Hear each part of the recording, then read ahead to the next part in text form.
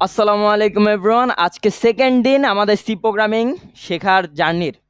আচ্ছা, প্রথমেই আমি বলতে চাই যে আপনি যেহেতু প্রোগ্রামিং করবেন, প্রোগ্রামিং করার জন্য আপনার একটা আইডিই লাগবে। মানে একটা ইন্টিগ্রেটেড ডেভেলপমেন্ট এনভায়রনমেন্ট আপনার লাগবে। সেটা হচ্ছে কি? সেটা আপনাকে সফটওয়্যার অ্যাপ্লিকেশন বা প্রোগ্রামিং করার জন্য, প্রোগ্রামিং লিখার জন্য, টেস্ট করার জন্য এবং ডেবাগ করার জন্য আপনাকে হেল্প করবে।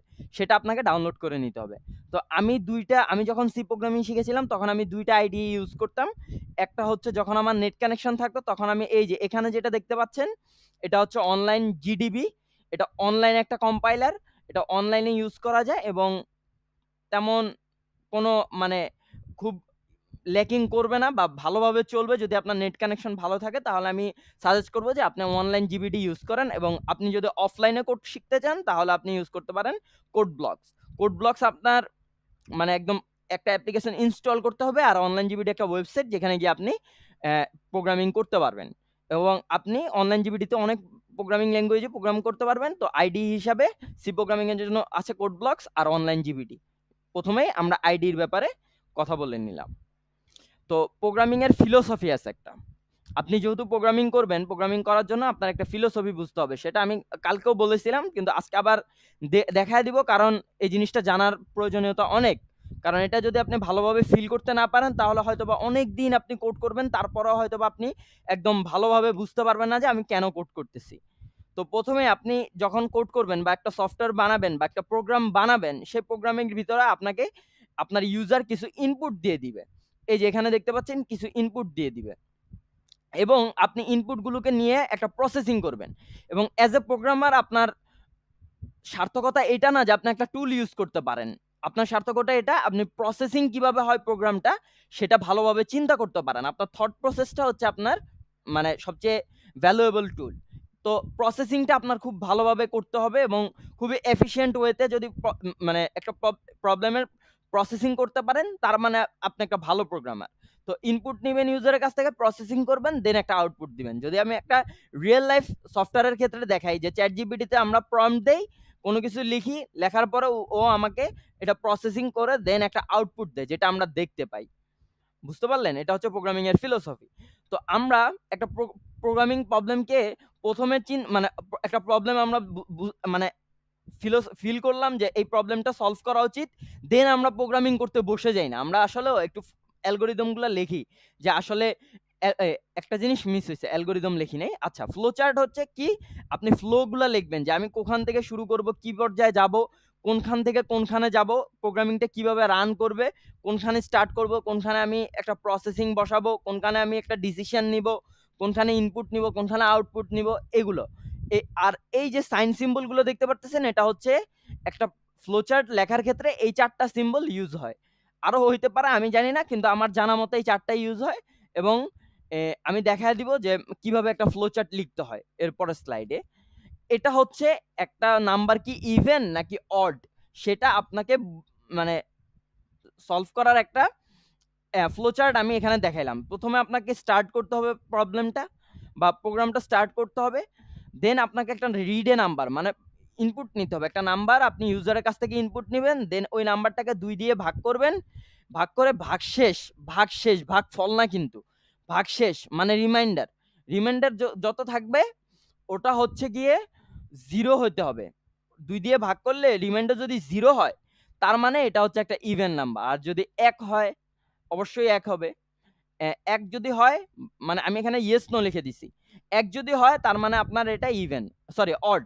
আর যদি 0 হয় তাহলে আপনার এটা ইভেন।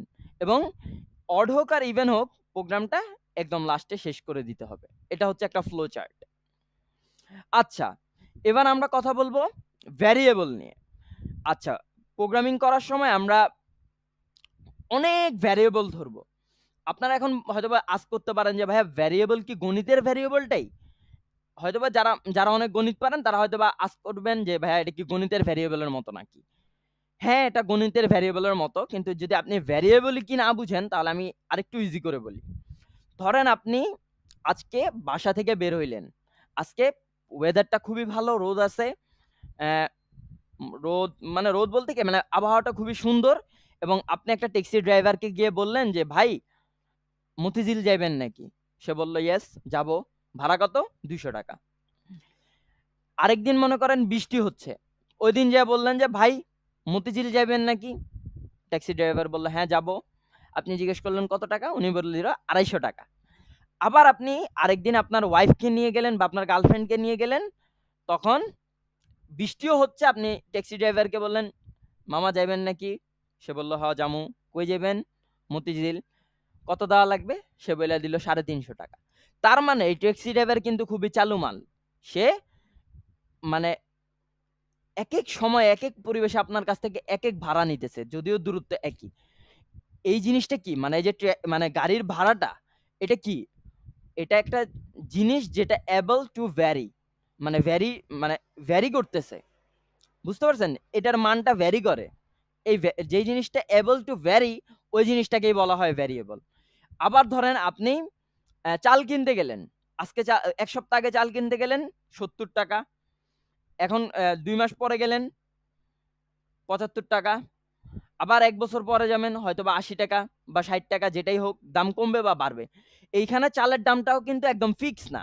এটা মানে উঠানামা করতে পারে। এই জিনিসটাই হচ্ছে ভ্যারিয়েবল। আবার ধরেন বয়স, এই যে এখানে দেখলেন, এই ছোট বাচ্চা একসময় বুড়া হয়ে যাবে। এই বুড়া ছোট বয়সে যাইতে পারবে না। কিন্তু এই যে বয়সটা আস্তে, আস্তে বাড়বে। এটাকে কি বলে? মানে ভ্যারি করতেছে। এজটা ভ্যারি করতেছে। তার মানে এটা একটা ভ্যারিয়েবল। তারপরে কনস্ট্যান্ট। এটা সি প্রোগ্রামিং এ কনস্ট্যান্ট আমরা কখনো করব না হয়তোবা। কিন্তু আমি জানা রাখি, যেহেতু জাভাস্ক্রিপ্ট বা পাইথন আপনারা ভবিষ্যতে শিখতে পারেন, সেখানে কনস্ট্যান্ট বলতে একটা জিনিস আছে। মানে সেই জিনিসটা, এটাও একটা ভ্যারিয়েবলের মতোই, বাট এই জিনিসটা হচ্ছে ভ্যারিয়েবল তো ভ্যারি করতে পারে, বাট কনস্ট্যান্ট ভ্যারি করতে পারে না। চেঞ্জ হয়। আপনি একটা কথা চিন্তা করেন, আপনার বাবার নাম কি চেঞ্জ হয়? প্রত্যেকদিন চেঞ্জ হয়? চেঞ্জ হয় না। আপনার মায়ের নাম কি প্রত্যেকদিন চেঞ্জ হয়? চেঞ্জ হয় না। তো এই জিনিসগুলো, যে জিনিসগুলো চেঞ্জ হয় না, ওই জিনিসগুলো হচ্ছে কনস্ট্যান্ট। আর এই যে ভ্যারিয়েবল বা কনস্ট্যান্ট, এগুলো কয়টা টাইপে হইতে পারে? এগুলোকে বলে ডেটা টাইপ। কয় ধরনের ভেরিয়েবল আছে? সি প্রোগ্রামিং এ ৪ ধরনের ভেরিয়েবল আছে। ইন্ট, ফ্লোট, ডাবল, আরেকটা হচ্ছে চার বা ক্যারেক্টার, মানে চার মানে হচ্ছে ক্যারেক্টার। ইন্ট মানে হচ্ছে এটা মেমোরিতে ২ বাইট বা ৪ বাইটের মতো জায়গা খায়। আর ফ্লোট ৪ বাইটের মতো জায়গা খায়, ডাবল ৮ বাইটের মতো জায়গা খায়, এবং ক্যারেক্টার কয় বাইটের মতো জায়গা খায়? ক্যারেক্টার ১ বাইটের মতো জায়গা খায়। এখানে একটা শর্ট ডেসক্রিপশন লিখে দিছি আমি, পড়ে নিবেন। আর যদি বলেন যে ইন্ট দেখতে কিরকম হয়? একটা পূর্ণ সংখ্যা, আমরা অঙ্কতে যে করছি, এই পূর্ণ সংখ্যাটাকেই বলা হয় ইন্টিজার। আর ফ্লোটিং নাম্বার মানে হচ্ছে মানে দশমিক সংখ্যা। আর ডাবল মানে হচ্ছে দশমিক, কিন্তু এই যে এখানে ২ টা দিছে, ৬ টা পর্যন্ত যাইতে পারবে বা তার বেশি যাওয়ার জন্য আমরা ডাবল ইউজ করি। ৬ টা পর্যন্ত হচ্ছে ফ্লোট, ৬ এর বেশি হইলে ডাবল। আর ক্যারেক্টার মানে তো বুঝেনি, একটা ক্যারেক্টার। আর আরেকটা আছে, সেটা হচ্ছে স্ট্রিং। কিন্তু স্ট্রিং যদি শিখতে চান, সেটা হচ্ছে আসলে আর কিছুই না, ক্যারেক্টারের একটা অ্যারে। ক্যারেক্টারের অ্যারেকে সি প্রোগ্রামিং এর ভাষায় বলা হয় কি বলা হয়? স্ট্রিং বলা হয়। এবং স্ট্রিং মানে হচ্ছে দড়ি। মানে অনেকগুলো ক্যারেক্টার, মানে একের সাথে অনেকগুলো ক্যারেক্টারকে বলা হয় আরকি স্ট্রিং। তারপরে অ্যারেও আসতে পারে, এবং অ্যারে ডেটা স্ট্রাকচারের একটা টপিক, কিন্তু এটা মানে অ্যাজ এ ফান্ডামেন্টাল জানতে হয়। আসেন এবার কোড করি। Hello world. প্রথমে আমরা করব একটা হেলো ওয়ার্ল্ড প্রোগ্রাম, দেন আমরা ফাইন্ড করব সাম অফ 2 নাম্বার, দেন আমরা ফাইন্ড করব এভারেজ অফ 3 নাম্বার। তাহলে চলুন আমরা এবার কোডিং এ জাম্প করি।